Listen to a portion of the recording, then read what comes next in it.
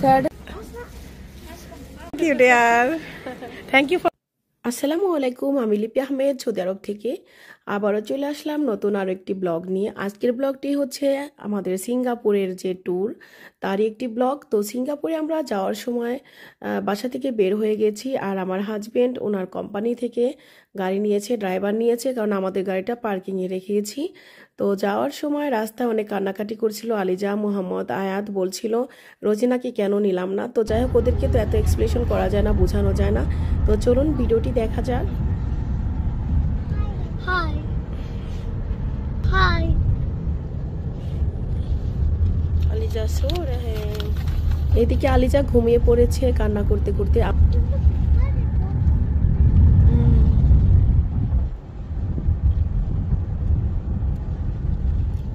এরই মাঝে আমরা সুপার মার্কেট থেকে কিছু কেনাকাটা করেছি, চিপস, জুস, লাবান, এটা সেটা নিলাম বাচ্চাদের জন্য। যেহেতু এয়ারপোর্টে যেয়ে কতক্ষণ বসে থাকতে হয় কে জানে, ওরা তো খেতে চাইবে। তো এই যে দেখুন আমরা চলে এসেছি এয়ারপোর্টে, আমরা যাচ্ছি। বাচ্চারা ওদের যার যার মতো ব্যাগ কাঁধে নিয়ে রওনা দিয়েছে।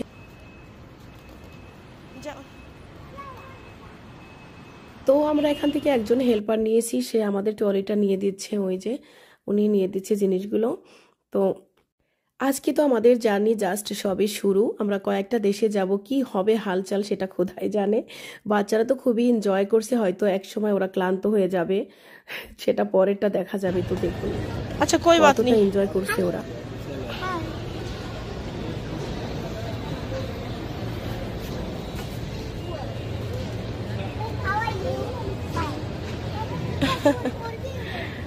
तुम पूछो, तुम भी पूछो। एक तो बच्चा हुट করে এসে বলতেছে হাউ আর ইউ, তুমি বলো I am fine, what about you? What about you? You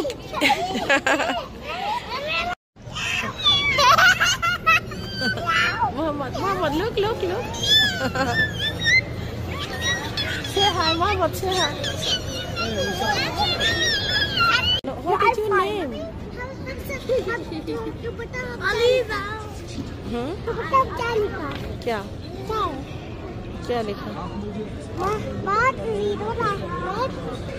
অনেকেই মনে করেন এয়ারপোর্টে জার্নি কি আর এমন, যেহেতু ফ্লাইটে যাওয়া হয়।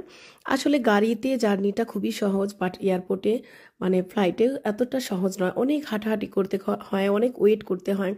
গাড়িটা হচ্ছে কি, গাড়িতে উঠলাম, বসে পড়লাম, চলে গেলাম এরকম। তবে যারা ফ্লাইটে জার্নি করে তারাই জানে অনেক অনেক কষ্ট। আর বিশেষ করে যাদের আমার মতো ছোট ছোট বাচ্চা আছে তারা বুঝতে পারে এর মর্মটা, যে আসলে ট্রাভেল কতটা কষ্ট। তারপরেও সাহস নিয়ে, বুকে সাহস নিয়ে নেমে পড়লাম ট্রাভেলের জন্য, ট্যুরে যাওয়ার জন্য বিভিন্ন দেশে। তো আমার হাজবেন্ড বারবার বলছিল আমি তোমাকে হেল্প করব, সমস্যা নাই, ভয় পেও না। কিন্তু ঘোড়ার ডিমও করে নাই। যতটুকু মানে কি বলবো, আমি এক্সপেক্ট করেছিলাম তার কিছুটাও করেনি। তো আসলে ওনার দোষ না, ওনার অভ্যাস নাই। সে তো সবসময় ফোনেই ব্যস্ত, এই টিকিট বুক, এই এটা সেটা, এই অনলাইনে গাড়ি বুক, ট্যাক্সি বুক, নানান মানে সব কিছু উনিই ম্যানেজ করেছে। আর আমি ম্যানেজ করেছি আমার বাচ্চাগুলোকে। আর বাচ্চাগুলো মাশাআল্লাহ এতটাই দুষ্টু, এতটাই মানে কি বলবো, খুবই লাভলি। ওরা সবাইকে হাই হ্যালো বলছিল, সবাই বলছিল সো সুইট, সো ফ্রেন্ডলি, সবার সাথে কথা বলছিল ওরা। মানে যাকেই দেখে সামনে, যার সাথে মানে ওদের দিকে একটু তাকাচ্ছে বা ওরা তাকিয়ে বলছে হ্যালো হাই, ওদের দিকে না তাকালেও বলছে হ্যালো হাই। বিমানবালা, তারপরে যে বিমানে মোহাম্মদ তো সোজা পাইলটের কাছে চলে গেছে। ওই সময়টা যদিও ভিডিও করা হয়নি, মানে থেমেছিল, আমরা আগেই ঢুকে গেছিলাম ভিতরে, তখন ও সোজা পাইলটকে যেয়ে বলতেছে আমি চালাবো।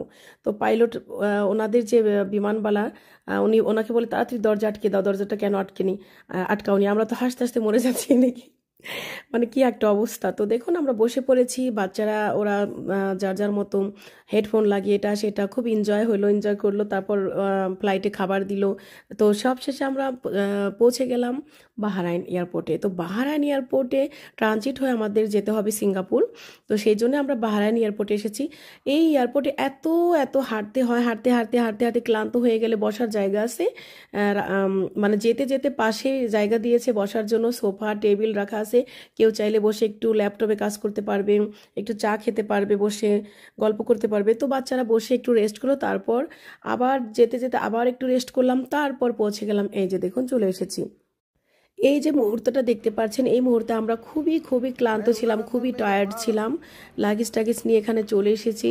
ও সরি, লাগেজগুলো নেইনি, লাগেজগুলো আমরা পাবো সিঙ্গাপুর থেকে। সিঙ্গাপুর থেকে পাবো। তো এখানে আমার হাজব্যান্ড দেখছিল যে এখানে বাচ্চারা খেলাধুলা কোথায় করতে পারবে, রেস্ট কোথায় করতে পারবো। তো আমাদের যে ছিল, কার্ড ছিল আমার হাজব্যান্ডের, ক্রেডিট কার্ড, ব্যাংকের যে অ্যাকাউন্টে ওনার ছিল গোল্ডেন কার্ড। তো গোল্ডেন কার্ডে অনেক সুন্দর ফ্যাসিলিটি আছে, এখানে বসার জায়গা, খাওয়ার জায়গা, ঘুমানোর জায়গা, এখানে সবই আছে। লজ যেটা রেস্ট করার জন্য। তো আমরা লজে যাওয়ার আগে ভাবলাম বাচ্চারা একটু খেলাধুলা করে ক্লান্ত হোক। তো খেলাধুলা করলো ওরা অনেকক্ষণ। খেলাধুলা করার পর তারপরে অনেক দুষ্টুমি করতেছে। আয়া তো ক্লান্ত হয়ে গেল, বসে পড়লো। আলিজা অনেক গল্প শোনাইলো, স্টোরি শোনাইলো ইংলিশে আমাদেরকে, বই পড়ে পড়ে। স্টোরি বুক ছিল এখানে, আরও অন্যান্য বাচ্চারা ছিল, তাদের সাথে খেলাধুলা করলো। খুবই এনজয় হচ্ছিল আসলে বেশ সময়টা, যদিও ক্লান্ত সবাই। তারপর চলে আসলাম লজে। লজে আসার পর বাচ্চারা খেয়ে দিয়ে ঘুমিয়ে পড়লো।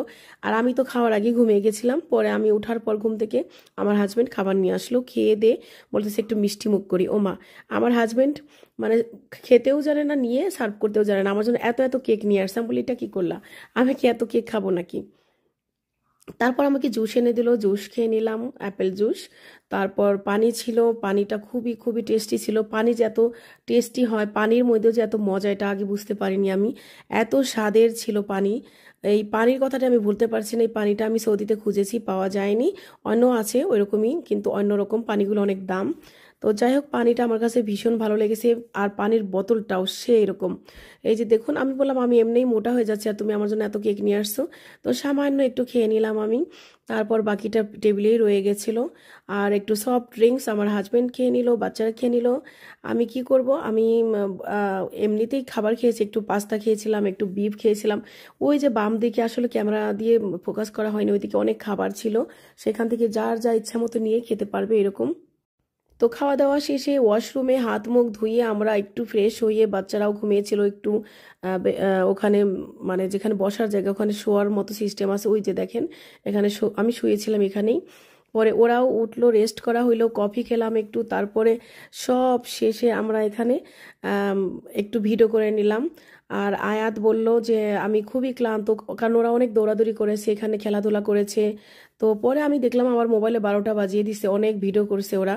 আর এই যে দেখুন পানির বোতল, এত সুন্দর পানির বোতলে কেন এত প্রশংসা করলাম দেখুন। আর পানিটাও এত মজার ছিল, অসম্ভব মজার। তারপর ওখান থেকে বের হয়ে গেলাম, যেহেতু আমাদের ফ্লাইটের সময় হয়ে এসেছে। আলিজা বলল কি মোহাম্মদ ক্লান্ত হয়ে গেছে, একটু কোলে নেই। ভাই বোনের মানে ভালোবাসা। তো মোহাম্মদকে কোলে নিল। আমি বললাম বাপরে তুমি পারবে না, বলে না না আমি পারবো পারবো। ওকে কোলে নিয়ে একটু হেঁটেই ক্লান্ত, ও আবার নামিয়ে দিল।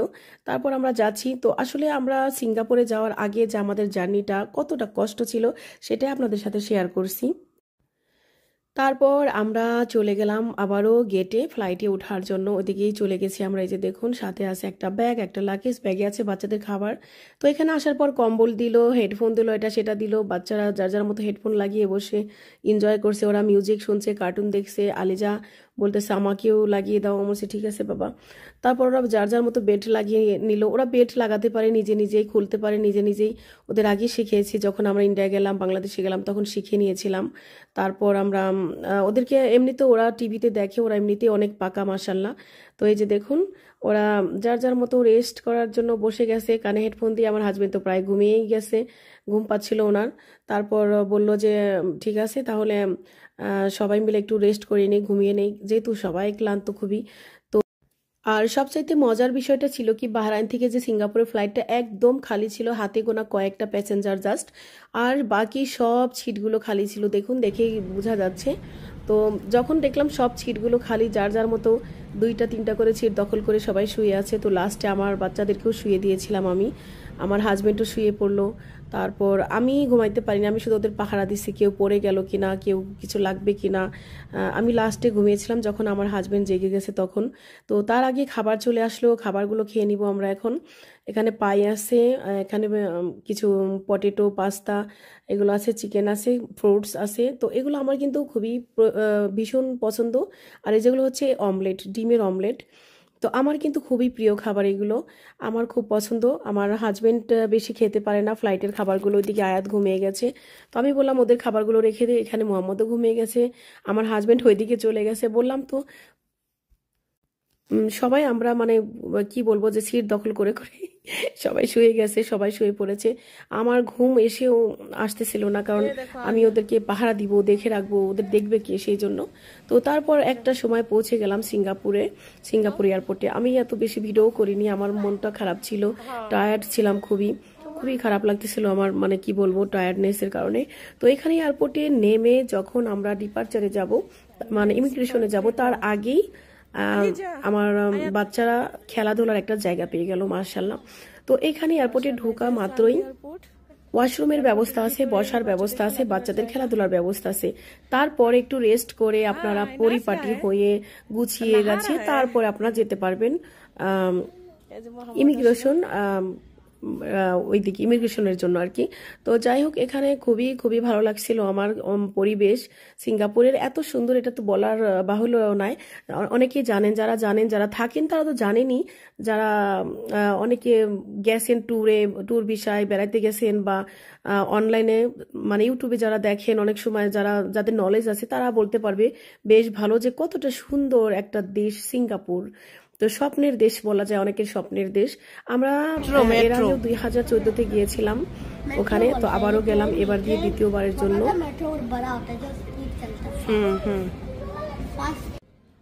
যেহেতু সামনেই ডিসেম্বর মাস, এটা হচ্ছে নভেম্বর মাস, তো এখানে ক্রিসমাসের জন্য মানে খ্রিস্টানদের বড়দিনের জন্য রেডি হয়ে গেছে সবকিছু অলরেডি।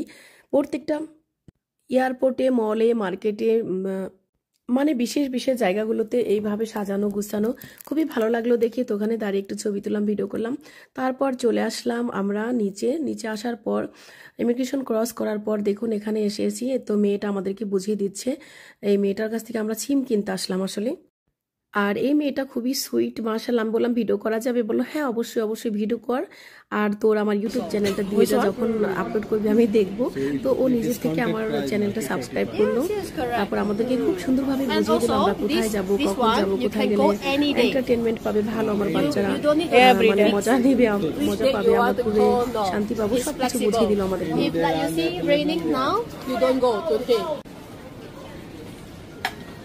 সিম কার্ড, এটা হলো number. Okay, thank you so much.